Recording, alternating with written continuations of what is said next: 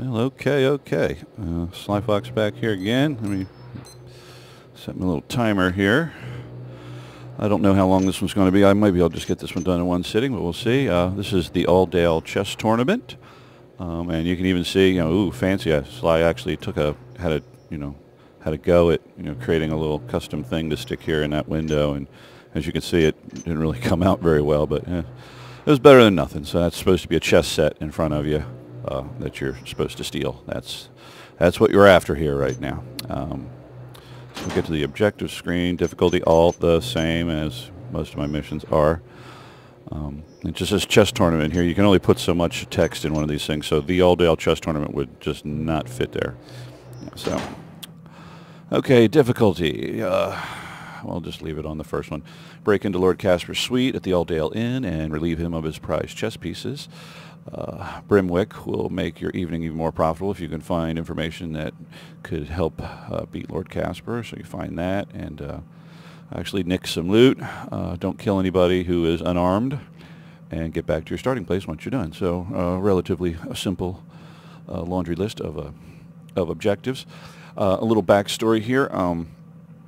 Lord Casper is the guy who's hired you for this job, and his agent Brimwick is the man you're dealing with.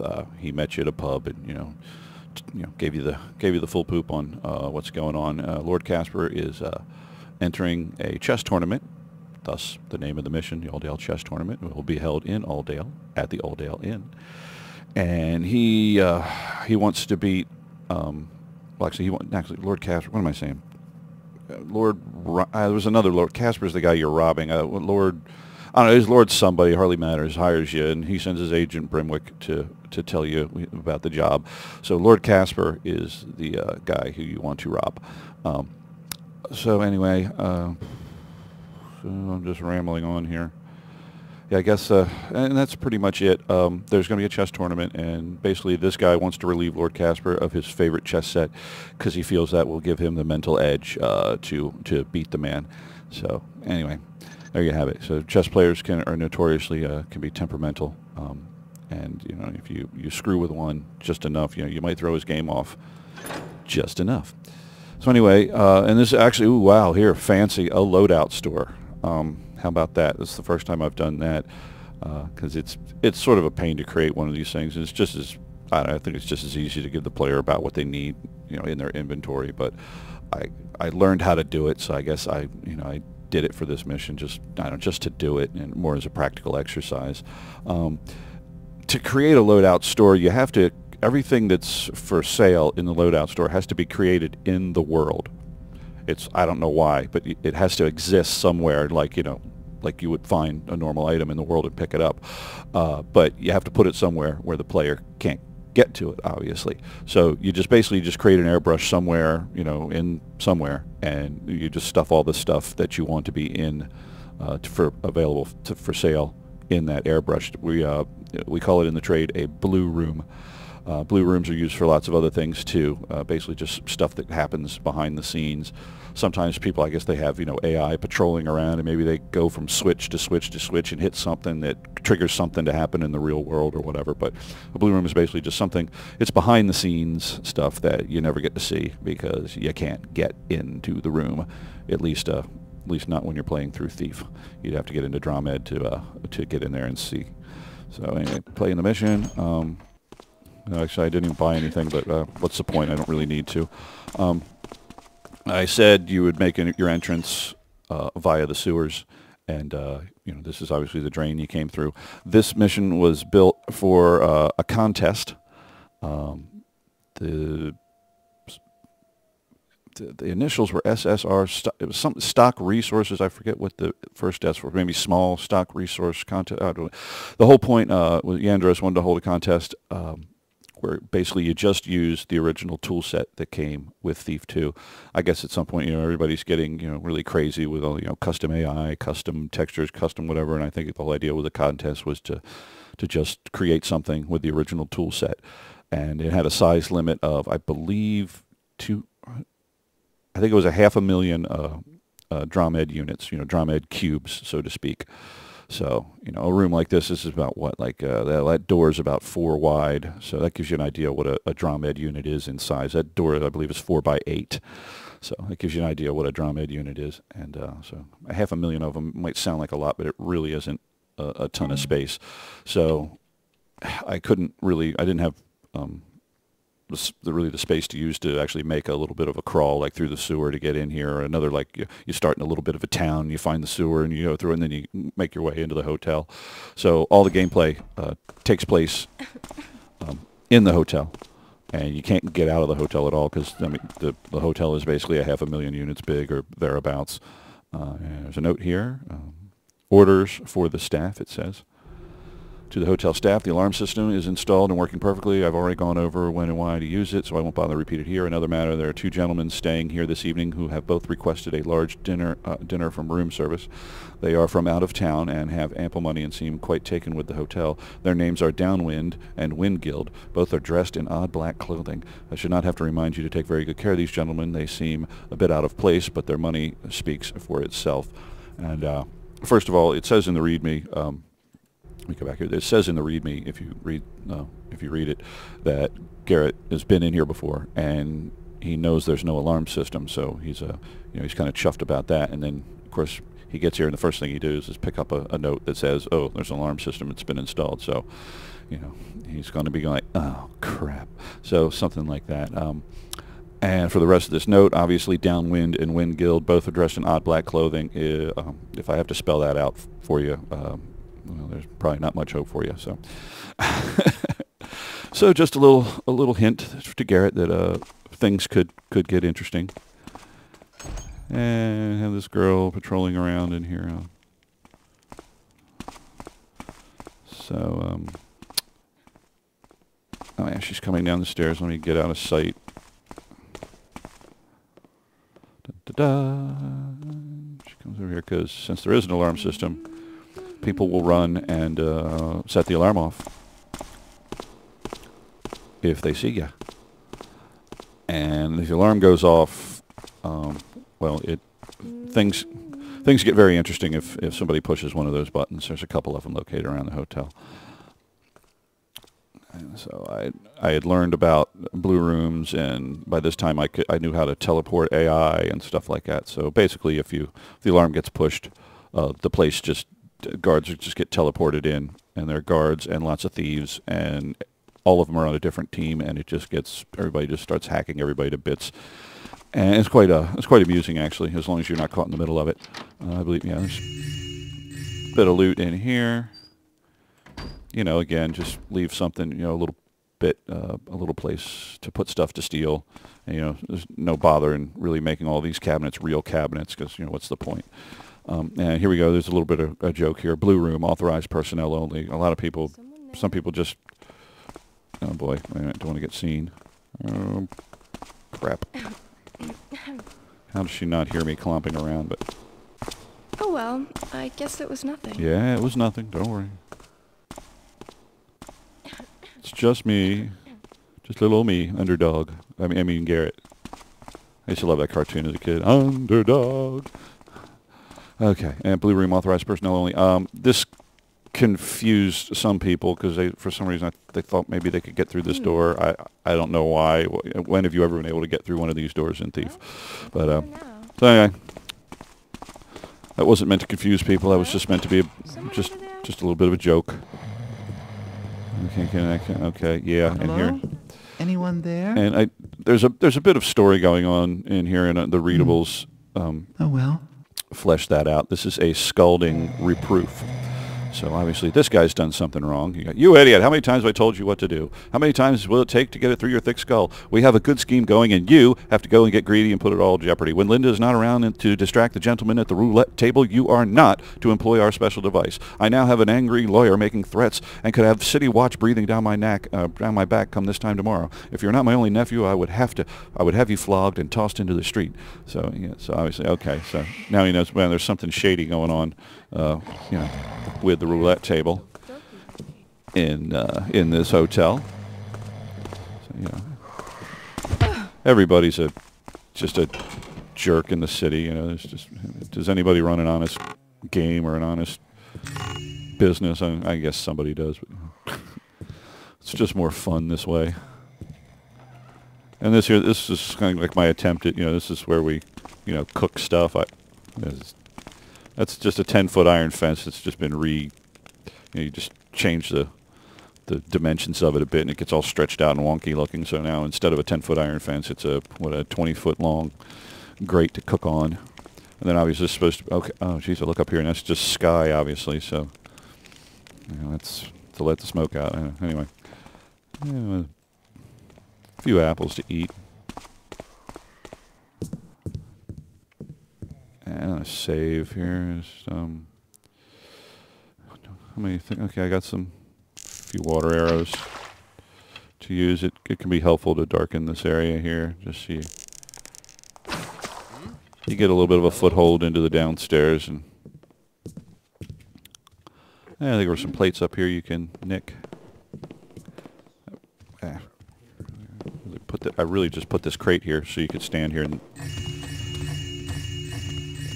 get a better sight line on what you're trying to steal.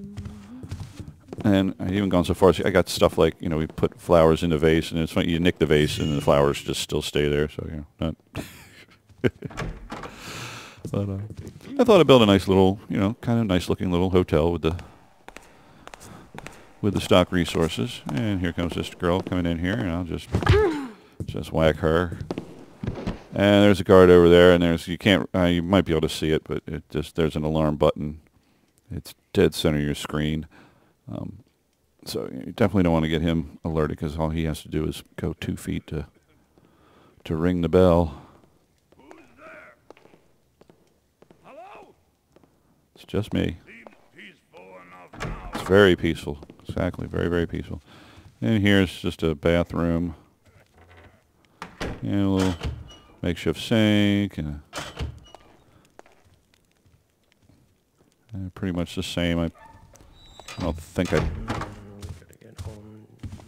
I put any loot in there, but okay.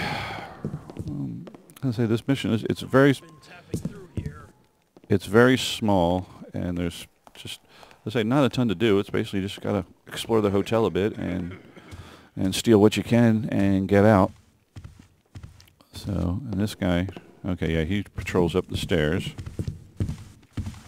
So we'll knock him on the head.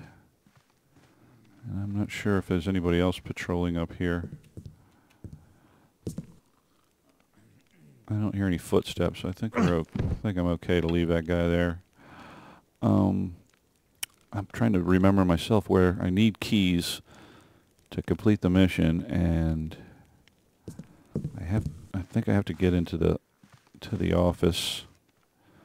And I like the stairs here. We just, that was, just obviously that's just, little bits of that bit of carpet here, and you just, you line the textures just right, and makes it look like somebody actually gave a crap when they built the stairs, which, I did. So yes, the hotel office. I think you just pick this lock. You gotta get the office. Okay, so that's right. Yeah, I think there's a guard down here, downstairs. I think he's sleeping, and he has the key. So yeah, so you pretty much have to find this before you can really get there. Yeah. Oh. No, I woke him up. Just my imagination, I suppose. He's sitting on the. Dun, dun, dun, Oh, great. Do we have a flash bomb? Hopefully, okay, good. There we go.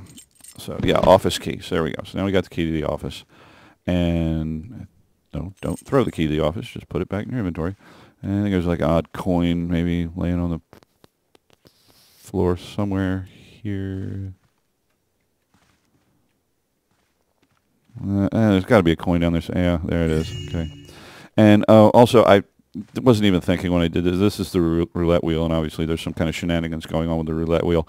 A lot of people, when they read that note, and they were examining the roulette wheel for 5 hours trying to find the special device, and there wasn't any. It's just written into the, it's just written into the mission. So I mean, there's nobody ever comes down here. Nobody plays roulette. There's nobody stationed here at the wheel at all. It's just the roulette wheel. So, I mean, there's something going on there, but there's nothing there to find.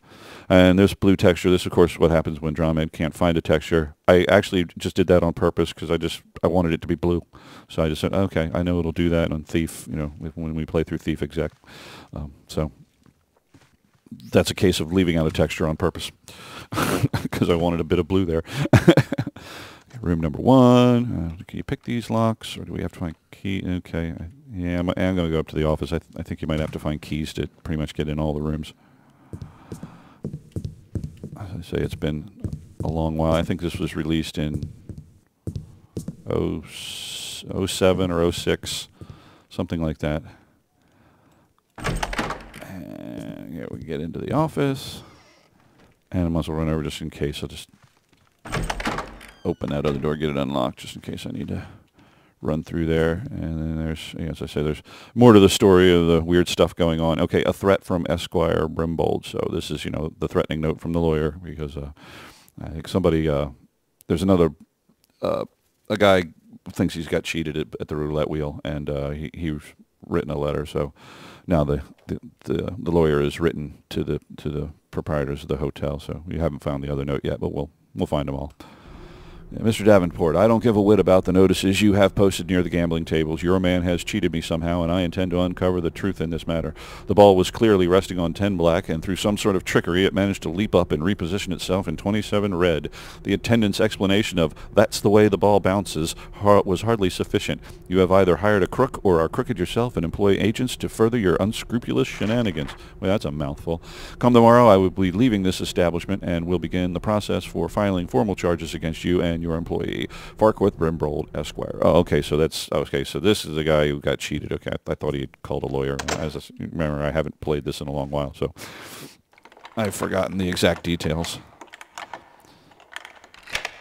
So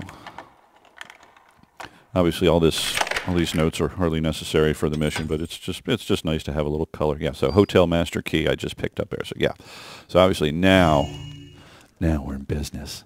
So there we go, as Garrett would say. Okay. Now I've got a real plan. Okay, and obviously another alarm button, and yeah, there's just a plaque that says this is the office. And there's some stuff to read, and I'm not sure why there's a cutout there. At one point maybe I had a money box down there or something, I don't know, but I obviously put that brush there for a reason at some point. And guest register, Lady Chatterley, obvious reference to the softcore porn movie. Mr. Azul Ball, Blue Ball, he's next to Lady Chatterley, and okay, we'll get it. Esquire Brimbold, Mr. Fate, Downwind. So he obviously a reference to the Black Man's fan fiction, The Adventures of Mr. Fate, and Fate is just thief spelled backwards. So a highly excellent read. To Pay the Rent is a really excellent piece of work. I thought I really enjoyed it, though I had to get out my dictionary a lot because Black Man's vocabulary is infinitely more extensive than my own, and I go, what is that word? So just like it's like reading Tolkien. He uses nouns, like, what the heck is that? So very, very colorful language. So Mr. Fate Downwind, so he's obviously from the Downwinders, and Mr. Frank Presley is in room number 5. And room 6, Alderman Williams. The tiny suite, Mr. Fate Wynguild. So obviously Mr. Thief from Wynguild, Downwind, Wynguild. The Bafford suite is unoccupied, and the grand suite is Lord Casper, who has the chess set that we want. And I was going to say something else, but I sort of forget. I don't know. Anyway, maybe I'll remember. Anyway, this counter here, an interesting bit of technical stuff. AI, as you know, they normally can't run over something this tall. They can only run up something maybe about as high as this. That first bit of texture trim there, that's probably two drumhead units high, and jumping up, going over any solid brush any larger than that presents a problem for them. It's just the way the pathfinding for the game That's another technical thing. When you have a thief mission, the AI don't know that you've created a room or anything. That's what pathfinding is. It's basically, you know, the engine crunches what you've, you know, examines what you've built and determines where the AI, you know, will be able to go. So that way, you know, when they get excited or they, you know, they start chasing you, they know, you know, they know the layout. The, you know, the computer knows the layout of the mission. So normally you can't go over something this big, but there's a bit of a trick if you create. I created at some point wedges. So it basically made a ramp that went from the ground to the top of this on both sides of this desk. And if you do that and leave the ramp there and then compile the pathfinding and then remove the wedge brushes that you put there, the AI or the, you know, the pathfinding still thinks that there's a ramp there and that the AI can go up it. So if you get the alarm pulled, AI will chase you over this counter, or I guess they'll chase each other. It looks a bit odd because they're just, you know, they're like climbing an invisible stair. But I didn't want this bit here to impede the AI, because if the alarm gets rung, it gets really crazy in here, and I just wanted it to be as, you know, sort of insane, as crazy as possible. So there's a bit of a, you know, technical trivia for you. So if you see an AI doing something weird like that in a mission, that's probably, you know, what the designer has done. You know, you just, you know, put a brush there that the AI could walk over, and then pathfind, and then remove it, and then don't recalculate the pathfinding. So, and here's some loot down here. And I thought I made a nice little fireplace. You know, little brick area here before we get to the wood. And so I guess we'll go downstairs and rob those rooms before we go upstairs. And here's like just a bit of a lounge, you know, sitting area. And there is a guard standing in here. I think he turns around a bit. So, and we'll crack him in the head. And there are many masks hanging up here, and I think there's, you know, some kind of plaque here that's something. Yeah, the 8 masks hanging above were graciously donated by the Lady Van Vernon. And I think if you count, there's 1, 2, 3, 4, 5, 6. Is there 7 in here, or is there just 6? Okay, yeah, there's only 6, and so if the astute player would, you know, read that there are 8 masks. Where did the other 2 masks go? So, and we'll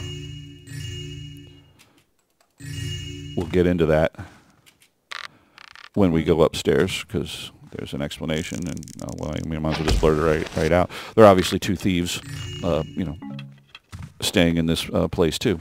So, and they're after the chess set as well. But so they've obviously stolen something. And it's, oh yeah, I think there's a little ring in. Yeah, you can't even see it, but there's, yeah, a tiny ring.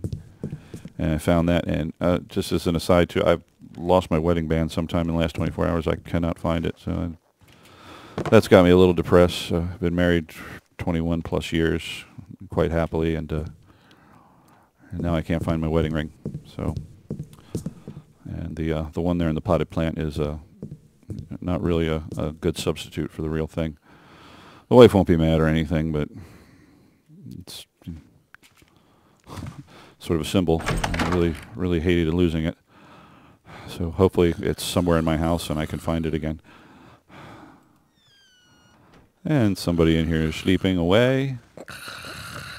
As I recall, I tried to put something amusing and readable in most of the rooms. And there's her ring. Well, I really shouldn't steal her ring, as bad as I feel now, but it's just a game. Okay, yeah, 101 very naughty bedtime tales. So, you know, and she's got some loot. Yeah, that's about it. So the lady in the red dress likes a little dirty book. And this will be room number 2. Obviously, I think just the plaques by the room, as they're probably just room numbers. So, hotel master key, and I'll go through and nick this guy's stuff.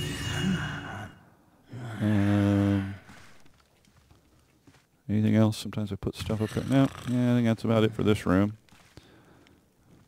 Again, everything's just so bright because I have to relight the map so it so you can actually see it on video. The video is way dark compared to the original mission, but I think for you people at Drama, the ambient light in this mission was set at 13 across the board. It's it's an RG, red, green, blue, value, and you can alter them subtly. You can like 13, 12, 13 to kind of make one color in the ambient, one color kind of pop out a little bit more than the other. But usually you just keep them all the same number, so the ambient light is kind of white, so you don't give it a tinge. But the ambient light was set to 13, 13, 13 in this mission, and for basically all the missions I've done in this Let's Play series, the ambient light has been set at 23. I think the default value is 20, 20, 20, so it's just a bit brighter than normal.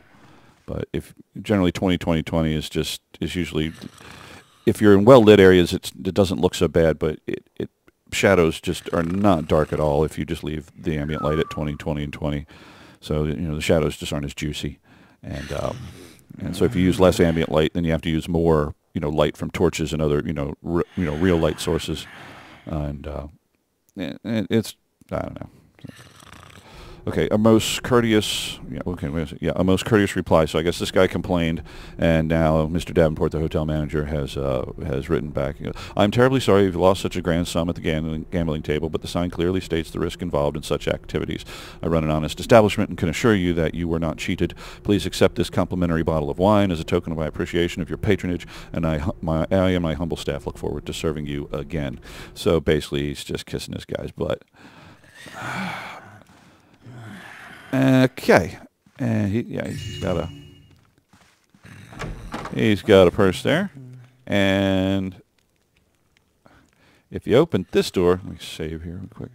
If you open this door, all right, who's making the racket? That's just a bathroom, so it's and actually you can hear. If you open the door, you hear water running, so it's basically Scott Sly going ha ha ha. The guy's in there taking a leak. So obviously, I didn't make an AI with his wedding bits out. That would wouldn't be kosher. And don't worry, I'll ring that alarm bell or have it rung before the end of the mission, just in case you haven't seen the utter state of higgledy-piggledy that happens when it goes off. Okay, and hotel master key. Oh, wait a minute. Okay, there we go. And this is which? Okay, these are. Okay, yeah, the tiny suite. So this is the tiny suite, and it is pretty tiny. And of course, well, look at that. We got a thief in the bed, and there's the big meal that we read about in the other note, and I didn't. Really. See, I usually try to make trays like this non-frobbable so you can pick stuff off them. So for some reason I didn't this time. I probably just forgot. So you can steal his apples and stuff, and then there's nothing in his chest. And there's a note, Ruffman's orders. So this is obviously, the chief or his boss telling him what to do. Okay, you should make your move tonight. Or well, I guess Ruffman is this guy. Or I don't know, whoever. These are the orders. You should make your move tonight. Lord C will no doubt be up late getting ready, so wait until he's asleep and then make your move. I don't mind you if you try to pinch a few other things after you grab this set. Just don't do anything that might arouse suspicion until then. Well, of course, he's stolen a mask, and we'll find it under his bed, so he's not really following the orders he's been given. If I were you, I'd check in and go straight to your room and stay there until it's time to move. Order up some room service, but take it easy on the wine, and don't let staying in such a fancy joint go to your head. And keep an eye out for Reuben's boy, Crafty Bill. I heard some talk that Reuben might be making a play for the set as well, so pay attention. You are a downwinder. Act like one. Also remember, if somebody throws an alarm, some of the boys will be standing by and ready to help out. Okay. So, and then you go around, and it's somewhere, yeah, there you go. Look under the bed. Bam, there's the mask that he's nicked off the wall already against orders. So, and we go further down the hallway because, we're almost done with the mission here. We basically just have to go down this hallway and steal more stuff. And here is room number 4, and if you remember from the register, or the registry, okay, I guess I'm hitting these things twice. I guess these weren't locked to begin with, so. And here's the other thief. And he's obviously ordered up a bunch of room service as well. And there's the mask that he stole. And, of course, the orders over here. These notes are essentially exactly the same. It's just one's to one and one's to the other, so you just change a few words. For some reason, I just thought that was amusing that, each one of them got exactly the same orders. And, so. And so anyway, that's funny to me. Just, and, fireplace and, built, a little feature into the wall. So, things like that. Just anytime you can break up the architecture with things like trim and little, I don't know, what do you call this? Whatever, sideboard, whatever. Just breaking up, a flat room into some more areas and with more brushes. Just makes architecture a little more interesting, a little more fun to look at. And it's really not difficult to do. I mean, it does add to the brush count. So the bigger your mission, the less this kind of tiny detail you can afford to put in. But something this tiny, you can just pretty much build from the beginning with as much detail as you want, because you're never going to run out of brushes, or at least it'd be pretty tough to do. Now this bit, you'll actually see this exact same bookshelf in another mission of mine, but I did it here first, and this is just my sense of humor here. Just funny names for books. A Treatise on Not Being Seen by Keeper Cleese, the obvious Monty Python reference, John Cleese. A complete guide for the rugged outdoor type, and this is also the Bafford suite that we're in. So, Extortion for Fun and Profit. How to Fillet a Mosquito Beast in 3 Easy Steps. Spotting Camels from a Distance and Why You Would Need to, Volume 1. And of course the original idea for Thief was to be dark Camelot, sort of an Arthurian legend type of thing, sword and sorcery game. And so that's how I guess the engine got the name, the Dark Engine. That's what they used to build Thief. And dromedary, obviously camel, sort of dromedaries, so Dark Camelot and camel, I guess that's why they called it Dromed, because it was Dark Camelot with a camel. And this is probably more information than anybody gives a crap about. An advanced guide to flogging the average servant. To Catch a Thief. Karis was either leader of the future or just a total git. Git being one of Arnold Rimmer's favorite words to use, from Arnold Rimmer, the character from Red Dwarf, played by Chris Barry, just a phenomenally funny actor, and just all around hysterical to watch, and does really good impressions too. I think he does like some audio versions of Red Dwarf, whatever, and he can do Lister's voice almost as well as Lister can. A Complete Guide to Home Security by Betty Mead. So Benny of the Guard, and her last name Mead, because he likes to drink beer. And this is the coup de grace right here. I thought this immensely entertaining. The Known Burglaries of the Thief Garrett, Volume 1, then Volume 2, Volume 3, Volume 4, Volume 5, and so on. I just found that I got a real chuckle when I came up with that idea. And The Wild Crayman of the City Opera, slain by Lord Bafford with a rolled-up playbill and a set of cheap opera glasses during the intermission of Reginald and Conandra, Forest Princess. That's if you never played Thief Gold, that's the bit from the mission Song of the Caverns. That play gets mentioned in that mission because it takes place in an opera house, and those are the ones we go, look, what is this I spy? And, just the guy singing really badly, and so you find all these bits in the next mission we'll be doing as well. The Great Mosquito Beast of the Shale Bridge Sewers, slain by Lord Bafford with 3 toothpicks and a pointed stick. So basically this is the Bafford suite, and these are all his books, and so it's just, Lord Bafford thinks he's such a badass, and, he's really just, he's really not, The Wild Burke of St. Evans, slain by Lord Bafford with a very sharp butter knife. So I have a place in Lord Bafford's summer home that we will revisit later, which was a take on my an expansion of my mission, Bafford's Bone Collection. And so there's more ridiculous trophy case stuff going on in that house, so we'll get to all that in future Let's Plays. And again, I'm not sure why I still have the paper thin wall thing going on here. There's really no reason why you should be hearing the snoring guard through this wall, but I again, room brushes and me, we just don't get along. Okay, so that's it for the Bafford suite. And I guess it's empty because maybe only Lord Bafford could stay there. I don't know. I don't know why I put anybody in there. Room 5. I think these are just, these are the rooms, just regular people. But there's some things to steal. And obviously I decorated them. The architecture is basically the same from room to room, but, you just change the wallpaper around a little bit and maybe move the furniture around a bit. So not all the rooms have to look exactly the same. And I think he's got a... Yeah, he's got a...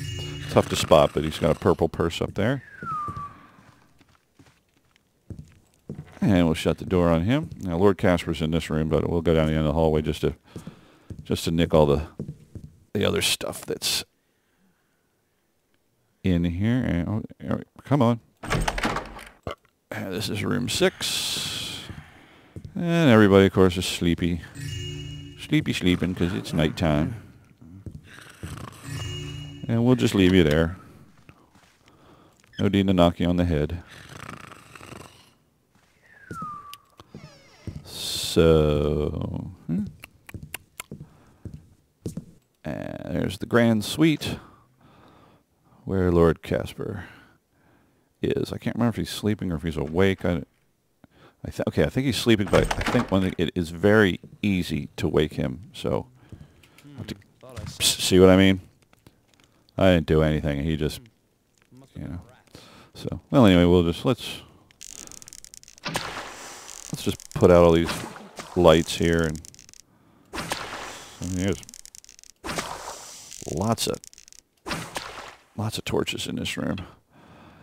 And we'll go up there. There's the chess set. We'll get that in a second. We'll go up here on this thing here. And I do have a gas arrow, so why not just use it? Poof. There you go. Knock him out.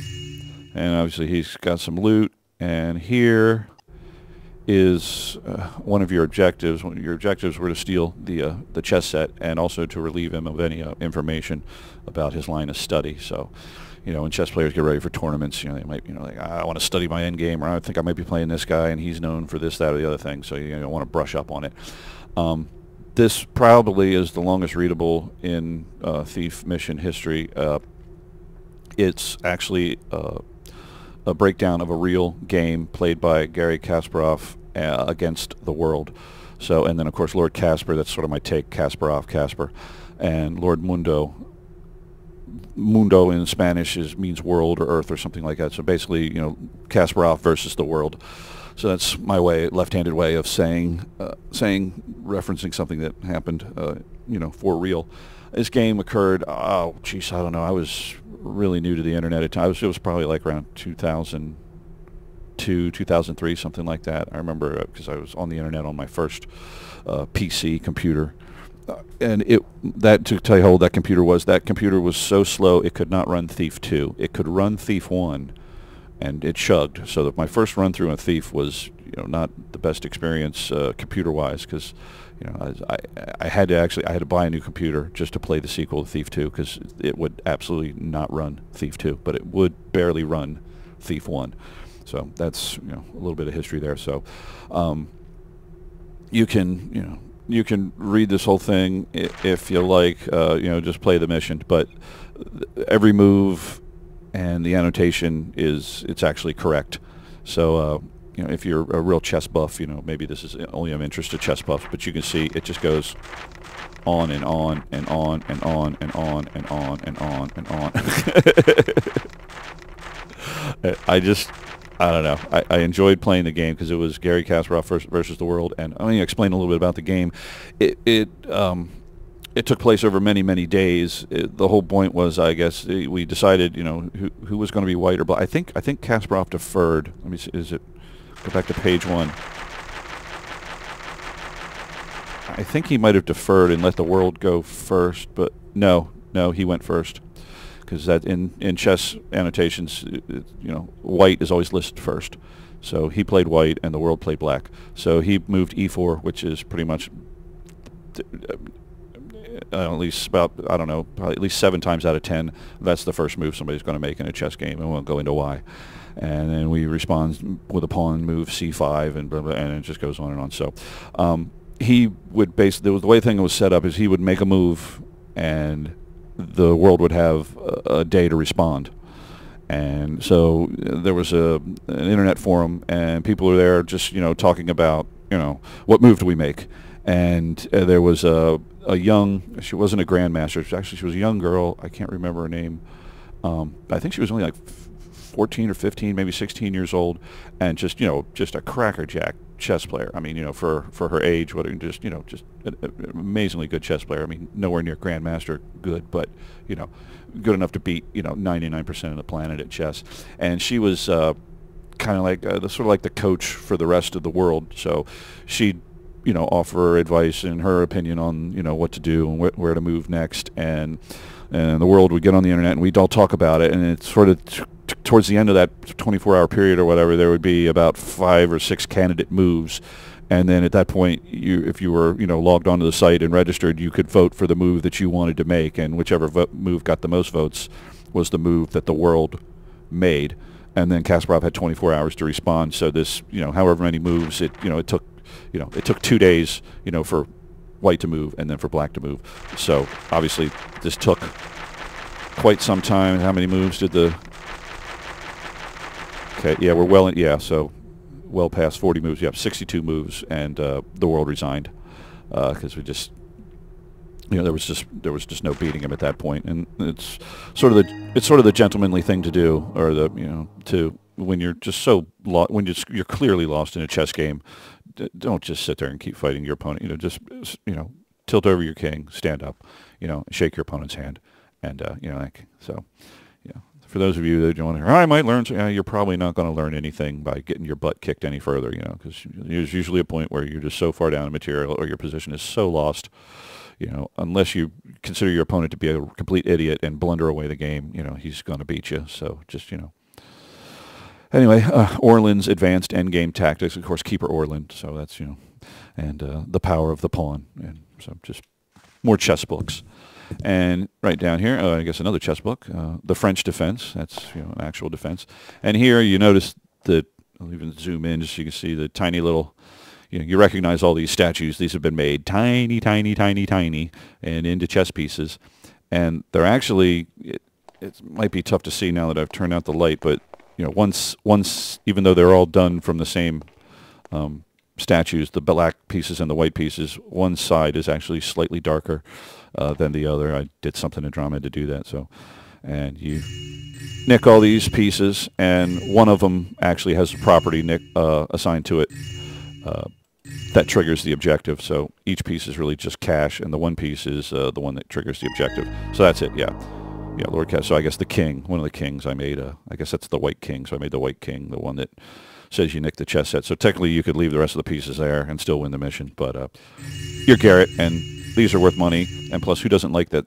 The sound when you pick up loot might be the best sound ever. So, and objective complete there. That means I've collected enough loot. So I've actually completed 2 objectives by picking up the chess set.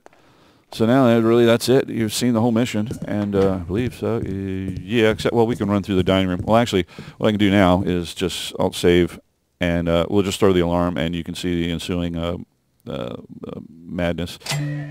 So I guess nobody's transported up here, but when this gets thrown, 3 teams get in. You know, one side of the downwinders, the other side of the downwinders, and the guards. So there's 3 factions down here just going at each other. Oh yeah, and I gave, whoa, yeah. Oh crap! And I gave the guards fire arrows, some of them, so that can get kind of interesting. So if I die suddenly here, you know. So yeah, so, you know. Here's one. Oh boy! Oh no! You know. So, okay. You know, somebody already dead. And you can hear the fire arrows going off. And you can see if I go over here, these guys should. Yeah. See, they chased me right over that. They chased me right over that counter. So that's, you know, that's where the people go. Oh, I'll just hop over here, and you go, whoa, hey, they're chasing me. So. Yeah, we didn't go into the dining room, so you can see the dining room. And you can hear the explosions going off as the guys with fire arrows are doing whatever. So. Run while you can, Taffer. You're ours now. So yeah, I just love the way that guy screams. Uh-oh. This isn't good. Okay. Oh, man. You know, so it could just be sometimes immense fun to play the game totally incorrectly and create a lot of commotion. Because really, I mean, once you get good at this, you could pretty much run forever, and you know, and nobody's going to get at you. So that's right, I blackjacked her, but you know. And there are people teleported down here, so there's guards down here. So now I'm just running into the run to the end room. So there's a little room brush here that is the end room. So this triggers the completion of the mission. So that's it. That's the Auldale chess tournament, and probably more information than you ever wanted to know about chess. Yeah, so that's it. Can't really think of anything else to say about this. So yeah, we'll call that one done. And we still have to get to, I guess, the final real thief mission that I made called, what the heck's it called? Unnecessary Risk, yeah, so, which is the sequel to A Friend in Need. And maybe I'll do the UT Unreal Tournament type missions, commentary on one of those, but maybe not, I don't know. We'll see. So anyway, thanks for watching.